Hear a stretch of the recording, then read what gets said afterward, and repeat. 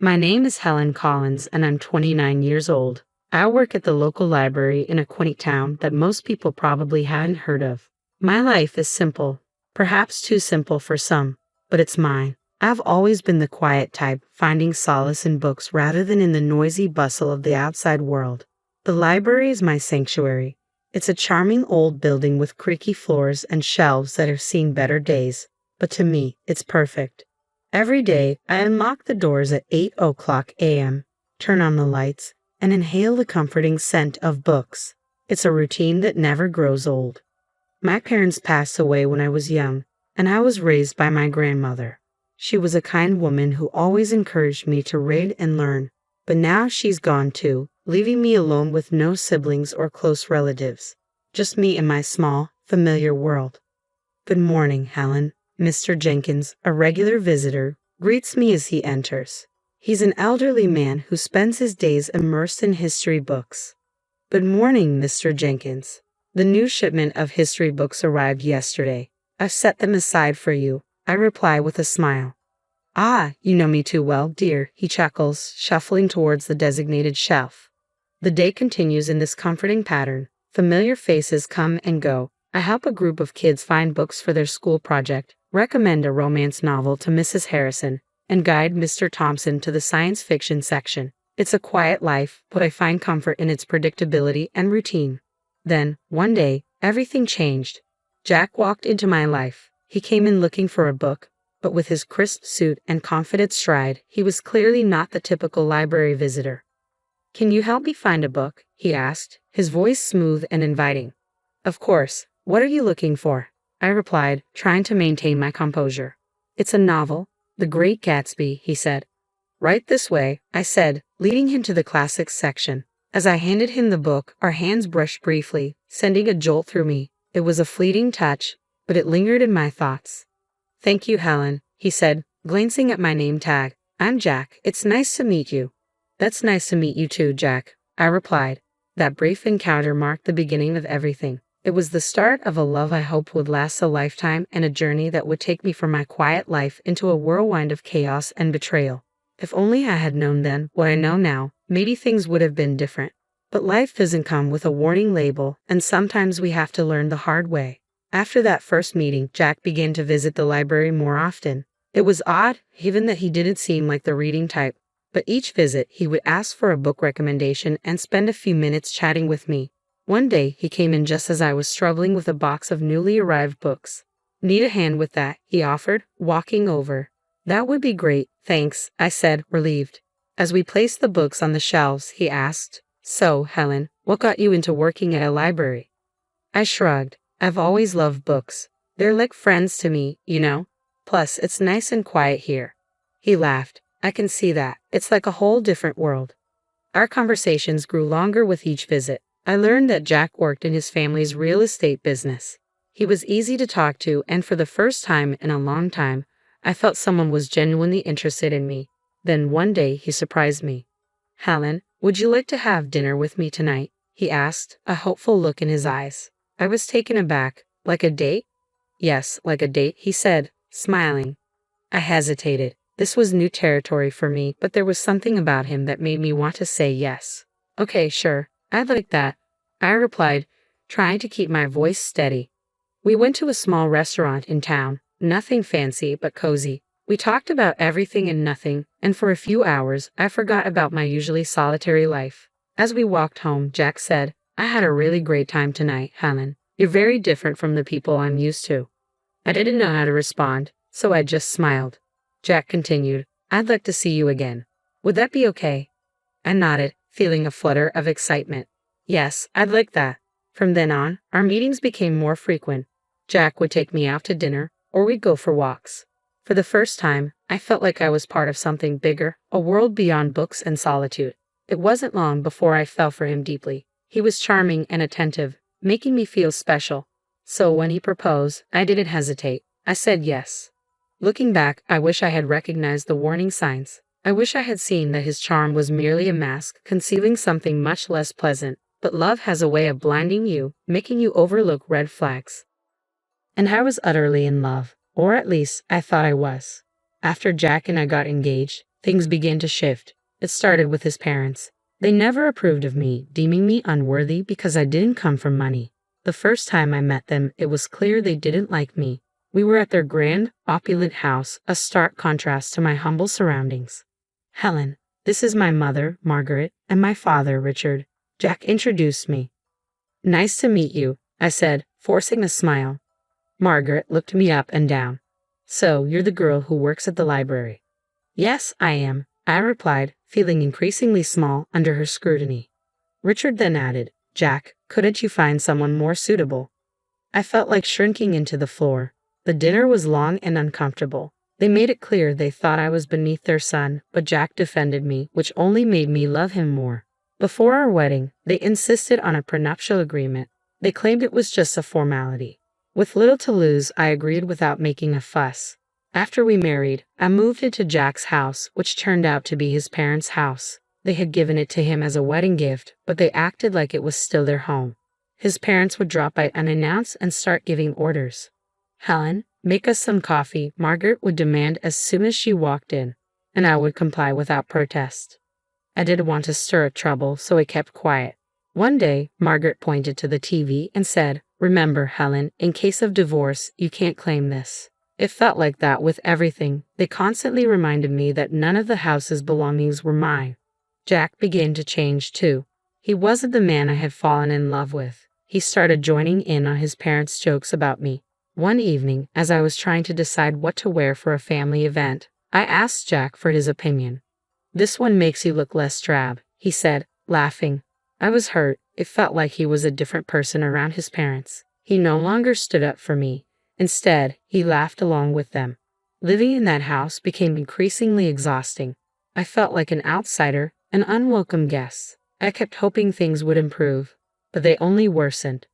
The stress took a toll on me. I began having severe stomach pains that I tried to ignore until one day a collapse at the library. When I woke up in the hospital, the doctor told me it was stress-related. I spent several days there, and Jack didn't visit or even call. I felt utterly alone. Then, one day, a notary came to my room with surprising news. My great-aunt, whom I barely remembered, had passed away and left me her fortune, $30 million. I was stunned. I didn't know what to do with that kind of money, but suddenly, I wasn't just the poor girl from the library anymore. When Jack and his parents found out, they came to visit me, all smiles and sweetness.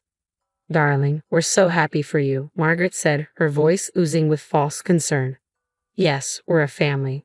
We should support each other, Richard added. I was skeptical. The change in their demeanor was too abrupt. After they left, I overheard them talking outside my room. They didn't realize I was listening. She's such a fool. Can you believe our luck? Jack laughed. We need to make sure she doesn't leave you, Jack. Maybe you should have a child with her. That will tie her down, Margaret suggested. I felt sick to my stomach. It was clear they didn't care about me. They just wanted my money. At that moment, I knew exactly what I had to do. I had to leave that house and those people behind. I was determined to take control of my life and no longer be their victim. I left the hospital with a clear plan in mind. When I returned home, Jack and his parents were there, putting on their best smiles and pretending to be the caring family they never truly were. Oh, Helen, we were so worried about you, Margaret said, her voice laced with feigned concern. I nodded in response but kept my words minimal. I needed to maintain a facade, not giving them any hint of my true intentions. Jack approached me, his curiosity barely concealed. So, when do you get the inheritance? He asked, his eagerness too apparent. I looked at him, the man I once thought I loved, and realized I didn't recognize him anymore. Soon, I replied, but it's not something you need to worry about. His smile faltered slightly, but he pressed on. But we're married, Helen. What's yours is mine, right? I forced a smile. Of course, darling. That night, I couldn't sleep. Their insincere voices, their greed, it all echoed in my mind and made me nauseous. I got up and started writing, pouring out all my frustrations and pain onto paper. It felt like a dam had burst, releasing years of pent-up emotions. The next morning, I met with a lawyer. I laid out everything that had happened and showed him the prenuptial agreement. His shock was evident. But he assured me, the agreement will protect you. You're doing the right thing. When I returned home, Jack and his parents were lounging in the living room. They looked up as I walked in. There she is, our brave girl, Richard said, his smile not reaching his eyes. I sat down, clutching my purse tightly. I have something to say, I began, causing them to focus on me with curiosity. I'm filing for divorce, I announced, my voice steady. The room fell silent. Margaret was the first to break the silence. What, you ungrateful little, she sputtered. Jack jumped to his feet. Helen, you can't be serious. We love you. Do you, Jack? I retorted. Because I don't feel loved. I feel used. Margaret's face turned red with fury. We'll sue you. We'll take half of your inheritance. I reached into my purse and pulled out a copy of the prenuptial agreement. Actually, you can't. This states that neither of us can claim the other's property in case of divorce. For the first time, they were left speechless. I felt a surge of empowerment as I stood up. I'm leaving. I don't want any of you to contact me, I declared. With that, I walked out of the house, their shouts and insults echoing behind me. It was the hardest thing I had ever done. But as I drove away, a tremendous weight seemed to lift from my shoulders. For the first time in a long time, I felt a sense of freedom and relief from their disdain and manipulation. I didn't know what the future held, but it had to be better than the past. I rented a modest apartment in the city, nothing extravagant, but it was mine. For the first time in years, I felt a deep sense of peace. I was still navigating the divorce, but I felt ready to handle it. One day, I received a call from my lawyer. Helen, there's something you should know about your great-aunt's will, he said. I was intrigued. What about it? There's a condition. A portion of your inheritance must be used for a charitable cause. It was your great-aunt's final wish. I was taken aback. I had no idea, I replied. She was quite the philanthropist, the lawyer continued. She wanted to pass that legacy on to you. I hung up, reflecting on the news. My great-aunt had given me a chance to make a positive impact. It felt like a sign, a push towards something meaningful. I began researching charities and causes, eager to find a way to contribute. That's when I came across a small organization dedicated to helping women who were victims of domestic abuse. It struck a chord with me. I reached out and arranged a meeting with Linda, the organization's director. Linda's passion was palpable. We provide shelter, legal aid, and counseling to women in desperate situations, she explained. I was moved by her stories and felt a renewed sense of purpose. I want to help, I said, determined to make a difference. With Linda's guidance, I allocated a portion of the inheritance to fund a new shelter. The feeling of knowing I was helping others find a way out was profoundly fulfilling. A few weeks later, Linda invited me to the shelter's opening. It was a modest event, but the atmosphere was filled with hope and gratitude. As I mingled with the attendees, I spotted a familiar face in the crowd. It was Sarah, an old colleague from the library. Helen, is that you? She exclaimed, surprised. Sarah, it's been so long, I said, embracing her. What are you doing here? I shared with her the story of the shelter and my involvement. Her eyes widened with admiration. That's incredible, Helen. I had no idea. It's a new chapter for me, I said, smiling. We spent the evening catching up, and it felt wonderful to reconnect with an old friend. As the event drew to a close, Linda approached me. Helen, I can't thank you enough. This shelter will change lives. And in that moment, I knew that I had found a new purpose, one that had been missing from my life for far too long. As I looked around at the faces of the women now finding refuge at the shelter, I felt a deep warmth in my heart, something I hadn't experienced in a long time. It was a comforting realization that this was the least I could do for those who needed it most. Each day at the shelter began to blend together, filled with rewarding work that gave me a newfound sense of purpose. Then, out of nowhere, my phone rang. The caller ID displayed a number I hadn't seen in a while. Jack's. My heart raced with a mix of emotions, but curiosity got the better of me. Hello, Jack, I answered, trying to keep my voice steady. Helen, I need to talk to you. Can we meet? It's urgent, he said, his voice tinged with desperation. Despite my reluctance, I agreed to meet him at a familiar coffee shop, hoping the neutral setting would give me strength. As I sat across from Jack, I noticed he looked different, defeated and almost pitiable. His eyes were filled with a desperate plea. Helen, I made a huge mistake. I want you back. I've realized how much you mean to me, he blurted out. I stared at him, feeling nothing but contempt. Why now, Jack? He sighed heavily. My parents controlled everything. They were the reason our marriage failed. I was weak, but I'm different now. A surge of anger rose within me. You blame your parents, but you stood by while they treated me like dirt. You laughed along with them. Jack reached for my hand, but I pulled away. Please, Helen, I know I was wrong. I've changed. I looked at him, seeing the shadow of the man I once loved but no longer felt anything for. Changed or not, it's too late. I feel nothing for you, nothing but contempt. His face fell, and for a fleeting moment, I saw the man I had married. But it was brief and quickly replaced by the reality of who he had become. I'm sorry, Jack. I've moved on. I have a new life now, a purpose. There's no place for you in it, I said firmly. He nodded slowly, a look of resignation settling on his face. I understand. I just had to try. Leaving the coffee shop, I felt a profound sense of relief. It was over, truly over. The next day, the shelter hosted an event to unveil a sculpture donated by a local artist. As I stood among those who supported and believed in me, I felt a deep sense of belonging. Sarah, my old colleague from the library, stood beside me. You've done something amazing here, Helen, she said with a smile. The artist revealed the sculpture, a figure of a woman reaching up towards the sky, symbolizing hope, strength, and new beginnings. The applause that followed filled the air, and for a moment, everything felt right in the world. Linda, who had been such a guiding force, came over to me. Helen, this is just the beginning. There's so much more we can do. I looked around at the faces filled with hope and knew she was right. This was my new beginning, and I was ready to embrace it fully. My life was now busy and fulfilling, with each day at the shelter bringing new challenges and rewards. My confidence grew, and for the first time in years, I felt in control of my own destiny. I even began taking self-defense classes, something I would have never imagined doing before. One day, as I was leaving the shelter, I noticed a car parked outside. It was my mother-in-law, Margaret. She stepped out as soon as she saw me. Helen, we need to talk, she said, her voice softer than I'd ever heard it before. I have nothing to say to you, Margaret, I replied firmly. Please, just hear me out. I've realized how wrong we were, she pleaded.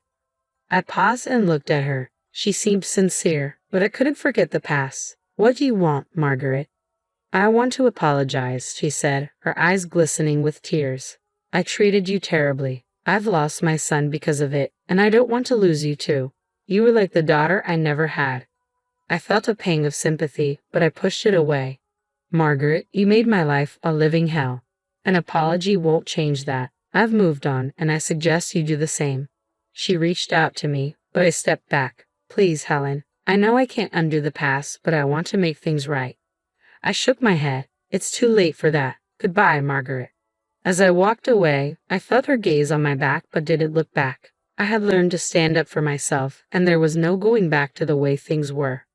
The next day, I received a letter from Jack's lawyer. He was contesting the divorce settlement. I wasn't surprised, but I was ready. I met with my lawyer, a sharp woman named Rachel.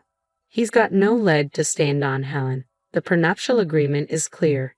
He's just trying to intimidate you, Rachel said confidently. I nodded. I'm not afraid of him anymore. Let's fight this. When the court date arrived, I walked in with my head held high.